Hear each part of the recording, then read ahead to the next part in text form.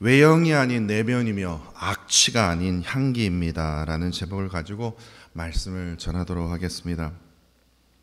제가 대학에서 학생들을 가르치는 그 시간을 보니까 벌써 14년이 넘었더라고요. 근데 14년 동안 오늘 본문 말씀을 묵상하면서 그 생각이 갑자기 들었는데, 14년 동안 학생들을 가르치면서 깨달은 한 가지가 있다면, 아주 중요한 한 가지가 있다면요, 그냥 저에게 해당되는 겁니다. 정말 중요한 한 가지가 뭐냐면, 공부는요 머리가 좋고 뭐 나쁘고가 아니라 끝까지 버티고 집중하고 포기하지 않는 그 태도에서부터 학생들이 변화가 되는 것을, 저는 그것을 발견했습니다. 예를 들어서 같은 해에 입학한 학생이라도 시간이 흐를수록 실력의 차이가요 점점 이렇게 뚜렷하게 이제 드러나게 되는데, 근데 그 실력의 차이를 만드는 학생이 있는가 하면 못 만드는 학생이 있거든요. 근데 그 차이를 만드는 것은 무슨 뭐 GPA 성적의 어떤 그런 포인트가 아니라, 무슨 어디 가서 뭡니까 발란티어 워크를 많이 하고 어디 인턴십을 많이 하고 그런 것 같죠. 그 실력의 차이가 아니라 공부를 대하는 태도예요. 어떤 발란티어 일을 하더라도, 인턴십을 하더라도 그곳에 행하는 태도요. 그 태도 속에서 끈기와 결기, 도전, 그 도전에 물러서지 않는 그 담대함이요. 두려움 때문에 어플라이 안 하는 학생들이 많거든요. 그리고 어떠한 작은 일이라도 최선을 다하고 자신의 그 리더십을 발휘하는 그러한 학생들, 그러한 성실함이 그곳에 다 담겨져 있다는 것을 저는 보게 됐습니다. 그런데 또 목사로서 생각을 해보니까요, 하나님께서 원하시는 신앙의 태도는 무엇일까라는 생각을 해보았습니다. 여러분들은 생각에 하나님께서 원하시는 그 태도가, 신앙의 태도가 무엇이라고 생각하십니까? 저는 그것을 말씀 속에서 찾았습니다. 레위기 11장 45절 말씀에 보면 그것이 담겨져 있습니다.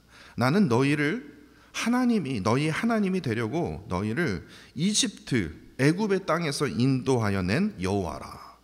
그러니까 내가 거룩하니 너희도 동일하게 거룩할지니라 라는 거예요. 하나님은요, 우리를 단순히 그냥 애굽의 노예에서, 세상의 노예에서 그냥 구원하신 분이 아니라, 해방시키신 분이 아니라, 그 구원의 그 은혜를 통해서 우리는 어떻게 살아야 됩니까? 거룩한 하나님의 백성으로 살아야 된다라는 거예요. 그러니까 이게 무슨 말이냐면요, 그리스도인으로서 반드시 지녀야 하고 가져야 할 태도란, 세상의 풍속대로, 세상의 이치대로, 세상의 원리대로 따라가고 말하는 성도가 아니라 세상과 구별되어 거룩함이 구별되다라는 거 아닙니까? 구별되어 거룩함을 추구하는 삶이라는 겁니다. 우리가 세상을 살아갈 때요, 세상의 풍속은 너무나도 분명합니다. 너가 옳은 것과 너가 생각한 것은 그냥 가. 네가 옳으면 다 옳은 거야. 네가 말하는 대로, 꿈꾸는 대로, 노래도 있지 않습니까? 두려워하지 마. 네가 생각하면 옳은 거야 라는 상대주의요.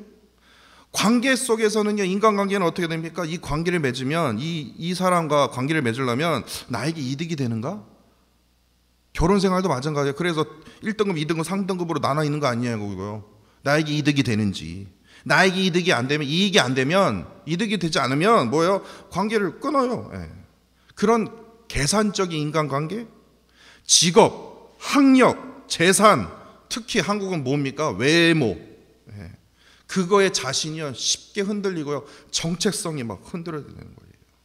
그리고 돈과 쾌락, 성취를 인간의 최고의 만족으로 여기는 그러한 가치관, 이것을 말하는 거예요. 그런데 하나님께서는 이거와 전혀 다른 길을 우리에게 이끄신다라는 거예요. 세상은 모든 가치를 상대적이라고 말하지만 하나님은요, 변함없는, 수천 년이 지나도 진리의 말씀은 절대로 변하지 않습니다. 절대 진리의 말씀으로 우리를 이끄신다는 거예요. 세상은요, 계산에 의한 관계로 거래로 이제 여기지만, 하나님께서는요, 야, 너가 이만큼 했지? 그럼 이만큼 해줄게. 이게 아니라 조건 없는 unconditional love라고 얘기하지 않습니까? 조건 없는 사랑으로 우리를 붙드신다라는 거예요. 세상은요, 환경에 따라서 이렇게 변하고 이렇게 변하고 이렇게 변해요. 누구 리더에 따라서 이렇게 변하고 저렇게 변해요. 근데 그 환경에 따라 나의 정체성을 막 흔들리지만, 내 마음이 막 흔들리지만, 하나님께서는요, 예수 그리스도 안에서 우리를 흔들리지 않는 하나님의 자녀라는 신분, 그 정체성, 새로운 정체성을 우리에게 부어주신다라는 거예요. 세상은요, 잠깐의 만족을 약속하지만, 하나님께서는요, 우리의 영혼을 영원히 만족하게 하시는, 영원히 목마르지 않게 하시는 그러한 샘으로, 물로 우리를 채워주신다라는 거예요. 그렇기 때문에 거룩을 추구하는 태도야만이 세상에서 우리는 참된 승리를 누릴 수 있다는 거예요. 내가 지금 깨져 있습니까? 지쳐 있습니까? 두려워하고 있습니까? 그 모든 회복이 바로 거룩한 삶, 구별된 삶으로 나타난다는 거예요. 그렇기 때문에 거룩은 뭐 흠이 없는 완벽함이라고 우리는 생각하지만, 이것이 아니라 매일의 삶 속에서 하나님의 그 뜻을 따르려는 겸손한 마음과 결단이라는 거예요. 이것이 바로 하나님께서 우리에게 정말로 원하시는 참된 신앙의 태도라는 겁니다. 저는 오늘 본문 말씀을 보면서 이것을 정확하게 깨닫게 되었습니다. 역대기 저자는요, 이제 70년 바벨론 포로 생활에서 이제 돌아와서 모든 이스라엘 백성들이 지금 처참하게 무너져 있는 이 솔로몬 섬, 하나님의 그 성전 앞에서 지금 서 있는 상황 속입니다. 그러면서 그 상황 속에서 과거에 있었던 솔로몬이 성전을 건축했던 때를 지금 떠올리고 있습니다. 더욱이 오늘 본문 말씀을 통해서 전하고자 하는 메시지는 분명합니다. 예전의 그 과거를 그냥 회상하는 걸로 끝나는 것이 아니라, 이스라엘의 진정한 회복과 승리는 성전을 다시 세우는 데 있는 것이 아니라, 하나님께서 자기 백성을 거룩하게 세우시려는 그 뜻을 붙잡는 데에 있다라는 거예요. 역대기 저자는요, 지금 무너진 성전 앞에, 그 현실 앞에 이스라엘 백성들을 다시 하나님의 그 부르심에 따라 거룩한 백성으로 회복될 때만이 비로소 참된 승리와 회복을 누릴 수 있다고 지금 우리 오늘 본문 말씀을 통해서 다시 한번 또다시 우리에게 가르치고 있다는 거예요. 사실 과거, 현재를 막론하고 세상 사람들이요, 힘 있는 세상이, 제국이, 나라가 지금까지 세워온 모든 신전들, 왕궁들, 그 특징이 무엇인 줄 아십니까? 대부분 겉이 화려해 보입니다. 딱 보면 입이 와 이렇게 벌려질 정도예요. 근데 더욱이 옛날에는요, 막 금으로, 막 보석으로 막 치장이 되어 있습니다. 왜 그렇습니까? 예루살렘 한 중간에 보시면요, 금으로 그냥 골드 돔이 있는 거 여러분도 아시죠? 그 하나님 템플이 아니에요. 하나님 템플에, 하나님 성전이 있었던 곳에 지금 무슬림 템플이 그렇게 있는 거예요. 금으로 그냥 막 그 금이에요. 진짜 금이래요. 왜냐? 많은 사람들의 눈길을 끌고자 이 외형적인 그 웅장함을 엄청 자랑하기 위함입니다. 그런데요, 하나님의 성전은요, 우리가 생각하기에 다른 신전들 보면 우와 막 입이 벌려져야 되지 않습니까? 근데 겉모습의 화려함과 웅장함에 목적을 두지 않았다라는 것을 우리가 알 수 있습니다. 역대기 3장을 자세히 한번 보세요. 열왕기상 6장과 7장을 자세히 한번 보세요. 하나님의 성전은요, 분명히 겉에서 보기에 우와 해야 되는데요, 겉이 아닌 안쪽이요, 안에만 금과 보석으로 장식되어 있음을 알 수 있습니다. 금이 부족해서 바깥을 금으로 바른 게 아니었어요. 금이 부족해서가 아니라 하나님이 그거를 싫어하셨어요. 안에만요. 근데 더욱 놀라운 것은요, 세상의 신전들은요, 외형적인 웅장함이 있습니다. 뭐 조그만하게 만들어 놓지 않아요. 우와 할 정도로요. 커요. 거의 대부분 다 그래요. 그런데요, 하나님의 성전의 규모는 너무나 단순했다라는 겁니다. 역대기 3장 3절에 따르면요, 거기에 우리가 그렇게 되어 있지 않습니까?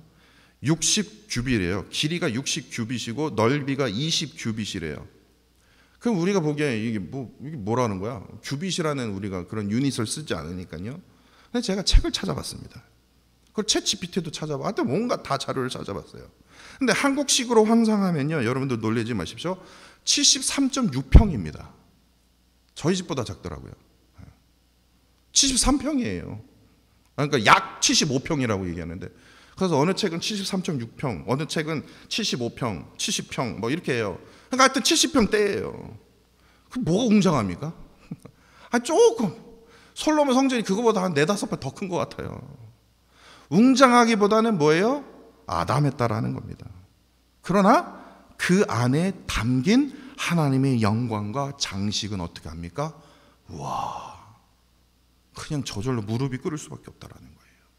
오늘 본문 이제 역대하 4장을 보면요, 참으로 중요한 메시지를 발견할 수 있는데, 동일한 사건을 다루고 있는 열왕기상 7장 이제 말씀은요, 그 성전 건축의 세부 기술과 외형 장식에 더 많은 관심을 두고 있는 반면, 오늘 본문은요 되게 간단하게 적어 있습니다. 성전 안에 놓여 있는 기구들이 지닌 그 의미, 다시 말해서 그 거룩에 초점을 두고 있다라는 거예요. 이게 아주 중요하다라는 거예요. 그 사이즈가 중요한 게 아니라 그 성전 기구들이 담긴 의미요. 오늘 본문은요, 이제 성전 기준으로 성전 뜰, 그러니까 성전 밖에 있는 기구들로 총 4가지를 이제 다룰 수 있는데, 성전 뜰 밖에 안에 있는 4가지요. 근데 이 4가지를요, 더 이제 뭐 여러 가지를 설명을 드릴 수 있으나 그냥 크게 4가지로 나눠보면요, 첫 번째 제일 중요한 게 뭐냐면 1절에요, 성전 밖에 있는 노새 제단입니다. 놋제단, 놋으로 만든 제단인데, 아까 그림으로 보셨죠? 이 놋은요, 놋으로 만든 제단은 재물을 태워드리는 곳입니다. 그러니까 피와 불을 통해서 뭐예요? 죄를 태워 없애는 그런 자리라는 거예요. 그러니까 하나님 앞에 나오려면 어떻게 해요? 언제나 죄의 회개에서부터 시작돼야 된다라는 것을, 그러한 거룩한 삶을 우리에게 지금 가르쳐주고 있어요. 두 번째는요, 2절에서 6절까지 성전 밖에 뭐가 있냐면요, 놋바다가 무슨 바다가 아니라 이거 둥그런 거 아까 보셨죠? 소 12마리가 이렇게 엉덩이로 이렇게 해서 이렇게 놋바다요. 그리고 10개의 물두멍이요. 이것은 무엇이냐면 제사장의 손과 발, 제물 자체를 씻는 기구입니다. 그게 무슨 말이냐? 내가 하나님 앞에 나올 때 정결함이 없이는 하나님 앞에 설 수 없기 때문에 그렇습니다. 그리고 세 번째는요, 7절과 9절, 그리고 또다시 19절과 20절에서 등장하는 이 성전 안에 있는 건데요, 성전 안에 뭐가 있냐면 금 등잔대, 금으로 만든 등잔대와 금상입니다. 등잔대는요, 그 어둠을 밝히는 빛이 되기 때문에 하나님의 임재를 뜻합니다. 하나님의 임재가 성전 안에 이제 임하게 되는 거예요. 그리고 금상은요, 여기다 이제 진설병을 이제 거기다 두는데 하나님과 백성 사이의 교제를 뜻한다고 합니다. 결국에 예배는요, 제사는요, 어둠을 밝히는 그 빛 가운데 하나님의 만지심, 하나님의 동행하심, 그리고 이를 통해서 하나님과 교제하는 거예요. 하나님과 만남이요. 바로 이곳이라는 거예요. 네 번째, 16절은요, 어떻게 보면 이렇게 중요하지 않는 거라고 생각하는데, 왜냐? 성전 제사에 그 집행하기 위해서 뭡니까? 이거 도구예요, 도구. 근데 만든 도구도 놋으로 만들었다고 하는데 솥과 부삽과 고기 갈고리라고 얘기를 해요. 그러니까 이것은 뭐냐면 제사를 드리는데 제사의 그 진행을 가능케 하는 실무적인 도구까지도 거기를 적었다라는 거예요. 그러니까 그게 무슨 말이냐면요, 모든 예배가 이루어지기까지 비록 눈에 띄지 않는 작은 섬김일지라도 하나님께서는 그 자금의 섬김까지도 뭐예요? 크게 사용하신다라는 거예요. 잊지 않으신다라는 거예요. 그것을 예배의 일부분으로 사용하신다라는 거예요. 예배 안내나 예배를 위해서 청소하시는 분이나 하다못해 예배를 위해서 불 켜시는 분들이나 그 모든 것들이요, 이것이 예배의 일부분이라는 거예요. 이처럼 오늘 본문 속에서 담긴 이 성전의 기구들은 각기 다른 역할을 합니다. 어떻게 보면 되게 크게 보일 수도 있고 어떻게 보면 되게 작게 보일 수 있으나 결국에는요, 이것이 하나로 모이게 되더라고요. 속죄의 제단, 정결의 씻음, 임재와 교제의 그 빛, 보이지 않는 그 성림, 이 모든 것이 하나가 모여 하나님께 올려지는 향기로운 뭡니까? 예배, 향기로운 제사, 향기로운 삶이 된다라는 거예요. 이게 지금 역대기 저자가 지금 주장하고자 하는 거예요. 참된 회복의 삶은, 참된 회복의 길은 하나님께 올려지는 제사의 향기, 예배의 향기로 이루어지는 것임을 지금 증거하고 있다는 거예요. 오늘 이 자리가 바로 향기로운 자리, 향기로운 그 기도의 향, 말씀의 향, 예배의 향을 드리는 그러한 곳이라는 거예요. 이 자리야말로 뭡니까? 하나님께서 원하시는 참된 회복의 방법이고 참된 승리를 누릴 수 있는 그곳이 바로 우리가 드리는 이 예배의 시간이라는 거예요.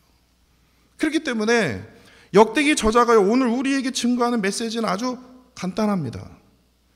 사람들은요, 신전을 만들면 우와 여기서 위로를 느끼고 여기서 아름다움을 느끼고 여기서 뭔가를 느껴라 라고 얘기하지만 중요한 것은 외형이 아니라 내면에서 하나님께 드리는 향기로운 제사라는 거예요. 이 점을 아주 잘 보여주는 한 예화가 있습니다.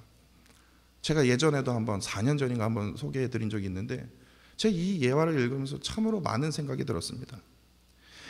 이재철 목사님이요, 그 남아프리카 마자까냉이라는 빈민촌에 이제 선교를 하러 가셨는데 거기에 300명이 넘는 흑인 성도들이 있었다고 합니다. 그 300명이 넘는 그 성도들이, 그것도 교회가 큰 것도 아니기 때문에 진짜 그야말로 바닥바닥 이렇게 붙어서 앉아야 돼요. 붙어서 앉아서 그야말로 사흘 밤낮 가리지 않고 예배를 드렸는데 목사님이 맨 마지막 날에 갑자기요, 속이 메스껍고 머리가 띵한 어떤 그러한 증상을 느꼈다고 합니다. 아, 내가 왜 이러지? 갑자기요, 꼴쩡했는데 마지막 날에요, 갑작스러운 어지럼증, 막 구역질, 막 국토 같은 그러한 막 느낌이 나는 거예요. 그래서 뭐 아무리 열도 나지도 않고 아무런 하는데 그 원인을 찾아보니 이유는 간단했습니다. 나와 전혀 다른 그런 환경에서 사시는 이분들의 이 채취요, 다시 말해서 암내요. 그 냄새가요, 처음에는 그냥 이랬다가 이제 몸이 이제는 견딜 수가 없는 거예요. 그 채취로 인해서 역겨움이 인내의 한계를 넘어서 버린 거예요. 책에서 그렇게 써 있었어요. 그런데 당연히 그렇지 않습니까?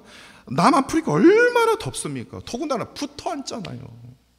밖에서가 아니라 또 밀폐된 그 공간 안에서 붙어서 앉아 있으니 그 냄새가 얼마나 충격적이었고 강했음을 우리가 짐작할 수 있지 않습니까? 그런데 이 이재철 목사님이요, 너무나 궁금해서 이 선교사님께 물었대요. 분명 선교사님도 이러한 고통이 있으셨을 거야.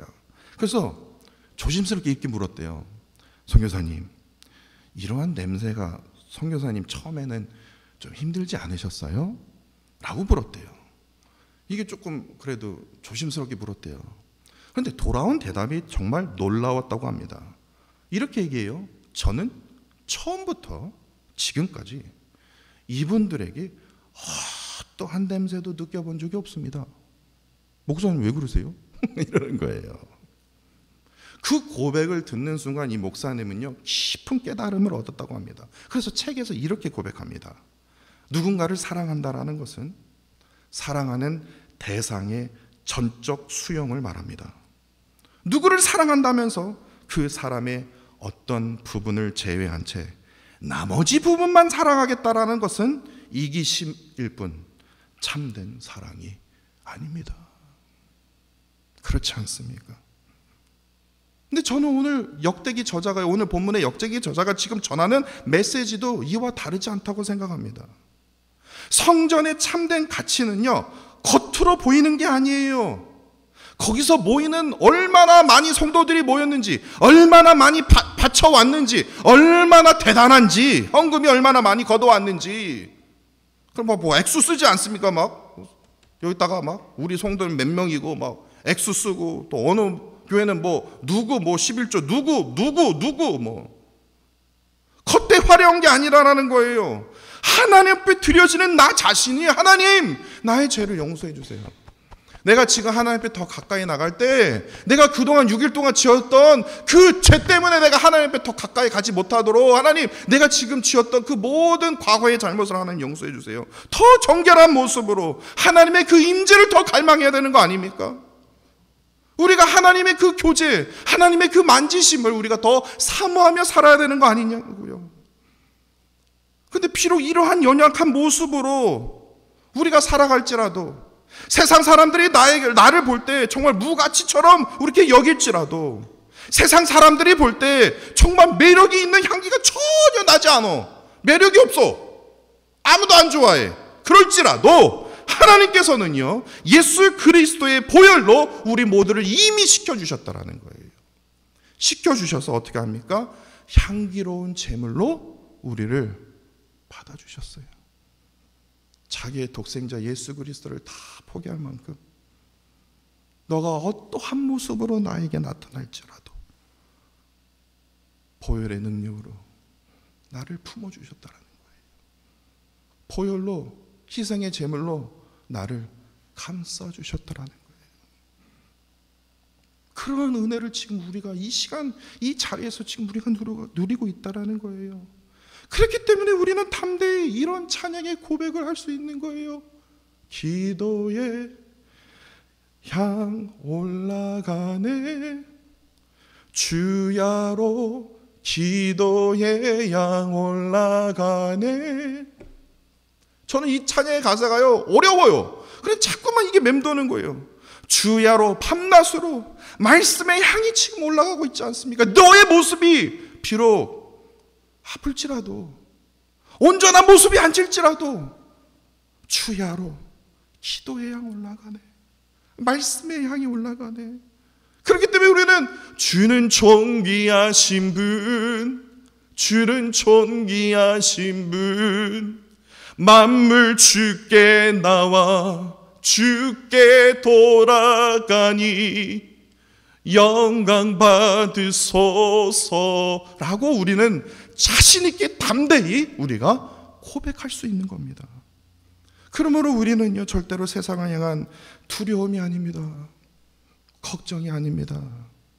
언제나 어떠한 상황 가운데 하나님 앞에 서 있는 우리의 모습은요, 감사와 기쁨으로, 하나님, 내가 비록 지금 내가 하나님께 드리는 그 향기가요 좀 악취일지라도 하나님 기뻐 받아 주옵소서. 향기로운 제사를 드리는 예배자로 우리는 날마다 살아야 할 것입니다. 이것이 바로 하나님께서 원하시는 참된 회복의 시작입니다. 그리고 오늘 본문 말씀이 우리에게 전하는 진짜 아주 중요한 은혜의 메시지라는 겁니다. 바라기는 우리가 드리는 모든 예배 때마다 주야로 기도의 향 올라가네, 주야로 말씀의 향 올라가네. 하나님, 내가 말씀을 묵상할 때, 기도할 때 그 향기가 하나님 앞에 온전히 들어가지기 원합니다. 결국에 그 회복의 그 은혜를 누린 자만이 이렇게 고백할 수 있는 거예요. 주는 존귀하신 분, 주는 존귀하신 분, 만물 주께 나와 주께 돌아가니 오로지 주님 영광 받으소서라고 고백할 수 있는 거예요. 그러한 은혜를 누리시는 저와 사랑하는 성도 여러분들이 되시기를 간절히 기도합니다.